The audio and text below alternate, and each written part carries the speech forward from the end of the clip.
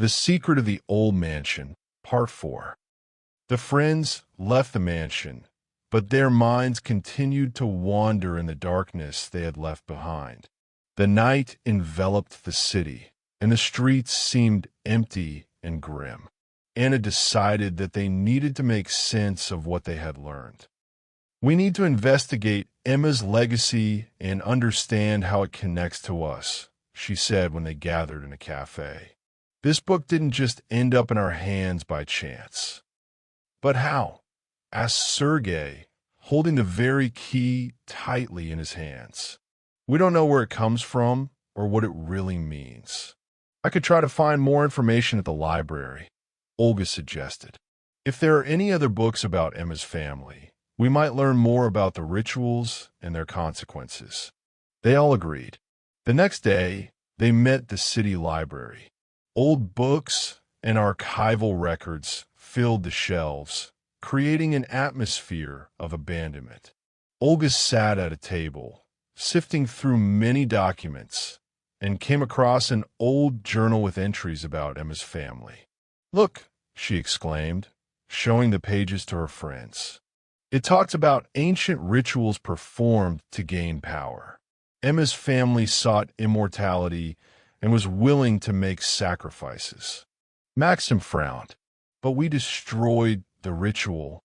Why is this still with us?" Olga continued to read.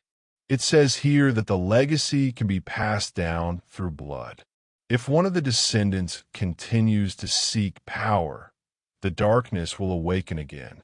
The friends exchanged glances. "Wait, does this mean—" Sergey began, his voice trembling. "This might concern one of us." "Who exactly?" asked Anna, feeling a sense of dread creeping in. It could only be someone connected to Emma.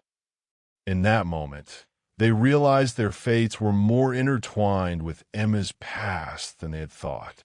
Each of them could be a descendant, and this legacy might be influencing their lives. "We need to find out who of us might be Emma's descendant," Olga suggested. "I can trace my roots." They decided to split up to speed up the search. Maxim and Sergey went to the archive, while Anna and Olga stayed at the library. Several hours passed, and they regrouped. Olga looked excited. "I found a document mentioning Emma's family lineage," she said. "There's a name among my ancestors that matches hers." Sergey looked at her in horror. "Does that mean you?" "Yes, I'm a descendant of Emma," Olga confirmed. "But that's not all.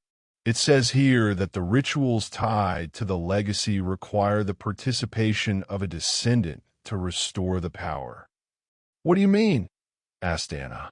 "If we don't stop this, the darkness will return, and we could all become its victims," Olga said, her voice firm. "I need to figure out how to stop it." The next day, they met again at the mansion. Olga took it upon herself to read the rituals and spells from the book, hoping to find a way to sever the connection with the legacy. They gathered in the same room where it all began. "We must be careful," Sergey reminded them when Olga opened the book. "Are you really ready to risk yourself?" "I have to," she replied. "It's the only way." Olga began reading the incantation, and the room filled with tension. Suddenly, they heard a loud crack. The walls shook, and the lights flickered. "This isn't just a spell. This is something more," Maxim yelled. Darkness once again surrounded them, and they saw figures, shadows moving and whispering. "Don't let this happen." Emma's voice rang out. She appeared once more, her face filled with fear.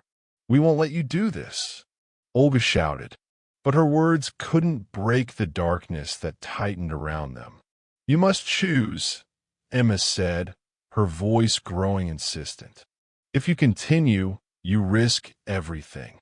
"What does it mean to choose?" asked Anna, confused. The friends exchanged glances. "What sacrifice?" Sergey asked. "You must give up your power," Emma said, her face showing deep sorrow. "That's the only way." Olga hesitated, her heart pounding. She knew what that meant, and it wasn't easy. "If I give up the power, what will happen to me?" she asked. "You'll stay as you are, but the darkness will retreat," Emma answered. Olga looked at her friends. She knew this sacrifice could cost her everything, but in her eyes burned a determined desire to end the cycle of fear. "I'm ready," she said, her voice resolute. "I give up the legacy." As soon as she spoke those words, the darkness began to fade. Emma smiled, but then her face darkened with understanding. "Hurry," she screamed. "Everything could change soon." Olga continued to read the incantation, and with every line, the light grew brighter. The shadows began to disappear, and the room was filled with white light. Suddenly, there was a deafening sound, and the room fell silent once again. When the light dissipated, they found themselves in an empty room, and Emma was gone. On the table was only the old book, now empty and lifeless. "We did it," Anna said quietly, but her joy was mixed with sadness. Olga looked tired, but there was a spark in her eyes. "I don't know what will happen next," she said, "but I'm glad it's over." The friends left the mansion, knowing that they carried with them not just a weight, but also a lightness.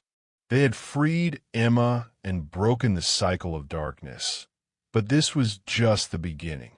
Now they knew their fates were intertwined, and this legacy would remain with them forever. They looked at the old mansion, which now seemed less threatening, as though the darkness had finally receded. But each of them understood that their lives had changed forever and new adventures awaited them.